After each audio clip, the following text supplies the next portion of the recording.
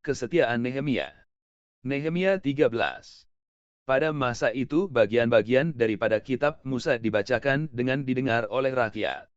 Didapati tertulis dalam kitab itu, bahwa orang Amon dan orang Moab tidak boleh masuk jemaah Tuhan untuk selamanya. Karena mereka tidak menyongsong orang Israel dengan roti dan air, malah mengupah Bileam melawan orang Israel supaya dikutukinya. Tetapi Tuhan kami mengubah kutuk itu menjadi berkat. Ketika mereka mendengar pembacaan Taurat itu, mereka memisahkan semua peranakan dari orang Israel.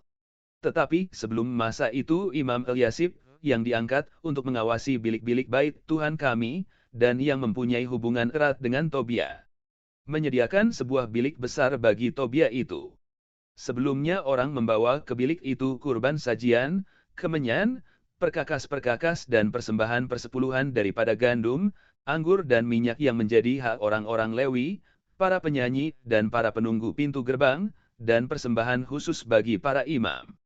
Ketika peristiwa itu terjadi aku tidak ada di Yerusalem, karena pada tahun ke-32 pemerintahan Artasasta, Raja Babel, aku pergi menghadap raja. Tetapi sesudah beberapa waktu aku minta izin dari raja untuk pergi. Lalu aku tiba di Yerusalem dan melihat kejahatan yang dibuat Eliasib untuk keuntungan Tobia, sebab bagi Tobia ini telah disediakannya sebuah bilik di pelataran bait Tuhan.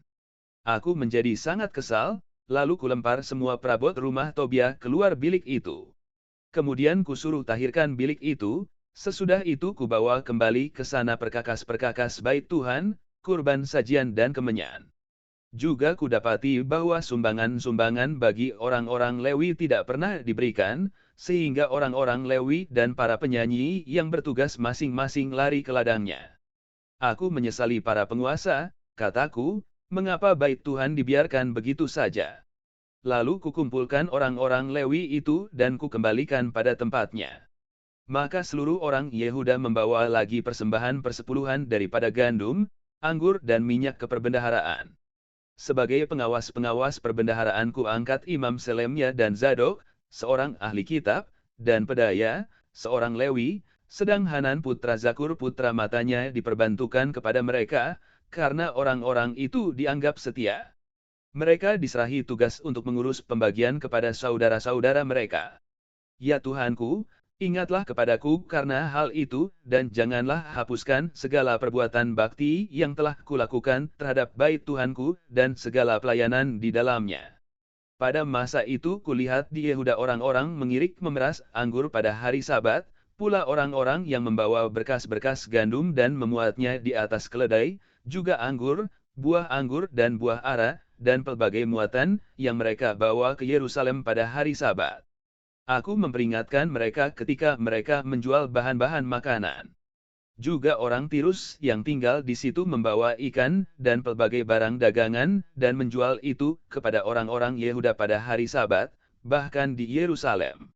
Lalu aku menyesali pemuka-pemuka orang Yehuda, kataku kepada mereka, kejahatan apa yang kamu lakukan ini dengan melanggar kekudusan hari Sabat?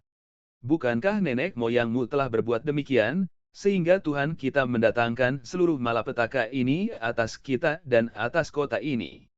Apakah kamu bermaksud memperbesar murka yang menimpa Israel dengan melanggar kekudusan hari Sabat?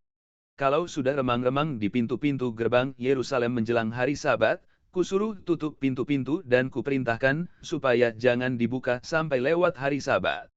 Dan aku tempatkan beberapa orang dari anak buahku di pintu-pintu gerbang, supaya tidak ada muatan yang masuk pada hari Sabat.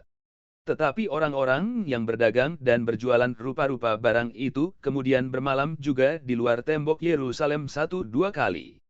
Lalu aku memperingatkan mereka, kataku, mengapa kamu bermalam di depan tembok? Kalau kamu berbuat itu sekali lagi akan kukenakan tanganku kepadamu.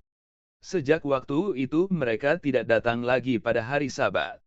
Juga kusuruh orang-orang Lewi mentahirkan dirinya, dan datang menjaga pintu-pintu gerbang untuk menguduskan hari Sabat. Ya Tuhanku, ingatlah kepadaku juga karena hal itu, dan sayangilah aku menurut kasih setiamu yang besar. Pada masa itu juga kulihat, bahwa beberapa orang Yahudi memperistri perempuan-perempuan Asdod, perempuan-perempuan Amon atau perempuan-perempuan Moab. Sebagian dari anak-anak mereka berbicara bahasa Asdod, atau bahasa bangsa lain itu, dan tidak tahu berbicara bahasa Yahudi. Aku menyesali mereka, kukutuki mereka, dan beberapa orang di antara mereka kupukuli, dan kucabut rambutnya, dan kusuruh mereka bersumpah demi Tuhan, demikian, jangan sekali-kali kamu serahkan anak-anak perempuanmu kepada anak-anak lelaki mereka, atau mengambil anak-anak perempuan mereka sebagai istri untuk anak-anak lelakimu, atau untuk dirimu sendiri. Bukankah Salomo, Raja Israel, telah berbuat dosa karena hal semacam itu? Walaupun di antara begitu banyak bangsa tidak ada seorang raja seperti dia, yang dikasihi Tuhannya dan diangkat oleh Tuhan itu menjadi raja seluruh Israel, namun dia pun terbawa ke dalam dosa oleh perempuan-perempuan asing itu. Apakah orang harus mendengar bahwa juga kamu berbuat segala kejahatan yang besar itu, yakni berubah setia terhadap Allah kita karena memperistri perempuan-perempuan asing? Seorang dari putra-putra Yoyada putra Eliasib, imam besar itu, adalah menantu Sanbalat, orang Horoni itu. Oleh sebab itu kuusir dia daripadaku. Ya Tuhanku, ingatlah bagaimana mereka mencemarkan jabatan imam serta perjanjian mengenai para imam dan orang-orang Lewi. Kutahirkan mereka dari segala sesuatu yang asing dan kutetapkan tugas-tugas untuk para imam dan orang-orang Lewi, masing-masing dalam bidang pekerjaannya. Pula kutetapkan suatu cara untuk menyediakan kayu api pada waktu-waktu tertentu dan untuk hasil-hasil yang pertama. Ya Tuhanku, ingatlah kepadaku, demi kesejahteraanku.